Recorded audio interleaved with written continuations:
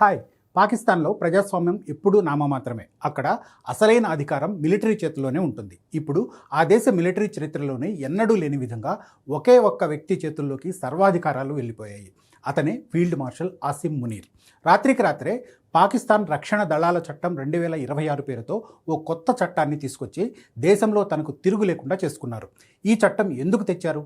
దీని వెనుక ఉన్న అసలు వ్యూహం ఏంటి? భారత్కు పొంచి ఉన్న ముప్పేంటి?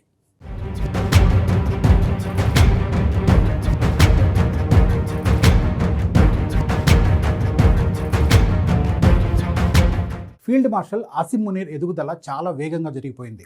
అధికార దాహంతో ఒక్కో మెట్టు ఎక్కుతూ పై స్థాయికి చేరుకున్నారు. 2014-16 మధ్యకాలంలో ఆయన ఫోర్సెస్ కమాండ్ నార్థన్ ఏరియాస్ హెడ్గా ఉన్న సమయంలో భారత్లోకి ఉగ్రవాదుల చొరబాట్లు విపరీతంగా పెరిగాయి. ఆ ట్రాక్ రికార్డుతోనే పాకిస్తాన్ మిలిటరీ ఇంటెలిజెన్స్ చీఫ్గా, ఆ తర్వాత ఏకంగా ఐఎస్ఐ బాస్గా బాధ్యతలు చేపట్టారు. ఆ సమయంలో అప్పటి ప్రధాని ఇమ్రాన్ ఖాన్కు మునీర్కు మధ్య తీవ్ర స్థాయిలో విభేదాలు వచ్చాయి. ఇమ్రాన్ వెంటనే మునీర్ను తప్పించి ఫైజ్ హమీద్కు ఆ బాధ్యతలు అప్పగించారు. ఆ అవమానాన్ని మనసులో పెట్టుకున్న మునీర్ తిరిగి ఆర్మీ చీఫ్గా బాధ్యతలు చేపట్టాక ఇమ్రాన్తో పాటు హమీద్ను జైలుకు పంపారు. హమీద్ పరిస్థితి ఇప్పుడు ఎలా ఉందో కూడా ఎవరికీ తెలియదు. అప్పటి నుంచి మునీర్కు పాక్లో ఎదురే లేకుండా పోయింది. ఆసిమ్ మునీర్ పవర్ పాలిటిక్స్ ఇక్కడతో ఆగిపోలేదు. తాజాగా తెచ్చిన డిఫెన్స్ ఫోర్సెస్ ఆఫ్ పాకిస్తాన్ యాక్ట్తో ఆయన సుప్రీం లీడర్గా మారిపోయారు. ఇప్పటికే army chief, field marshal, chief of defence forces లాంటి కీలక పదవుల్లో ఉన్న మునీర్ ఇప్పుడు ఏకంగా ప్రధానమంత్రికి ప్రిన్సిపల్ అడ్వైజర్గా బాధ్యతలు చేపట్టారు. ఇన్ని పదవులు ఒకే వ్యక్తి చేతిలో ఉండడం పాక్ చరిత్రలో ఇదే తొలిసారి. ఈ కొత్త చట్టంతో త్రివిధ దళాలపై మునీర్కు పూర్తి నియంత్రణ వచ్చింది. నేషనల్ కమాండ్ అథారిటీలో కీలక మార్పులు చేసి తన అనుకూల వ్యక్తులను ఉన్నత స్థానాల్లో కూర్చోబెట్టారు.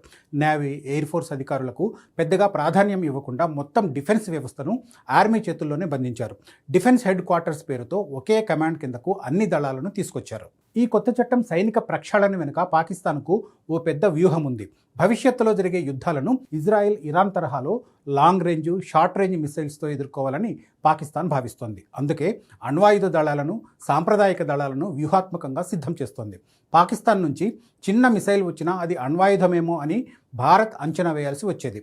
ప్రస్తుతం రాకెట్ దళాలపైనే పాక్ ఎక్కువగా ఫోకస్ పెట్టింది. అయితే ఈ వ్యూహం అమలు పాకిస్తాన్కు ఆర్థికంగా పెనుభారం. ఇప్పటికే ఆ దేశం 83 ట్రిలియన్ల అప్పుల్లో కూరుకుపోయింది.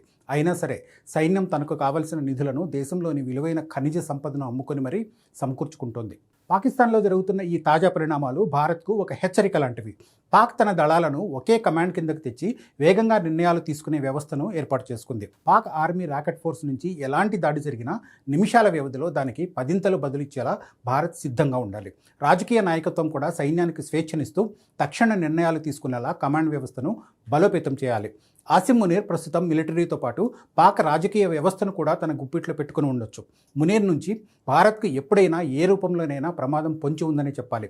పాక్ దుస్సాహసాలకు సరైన అడ్డుకట్ట వేసేలా మన వ్యూహాలు ఖచ్చితంగా ఉండాలి.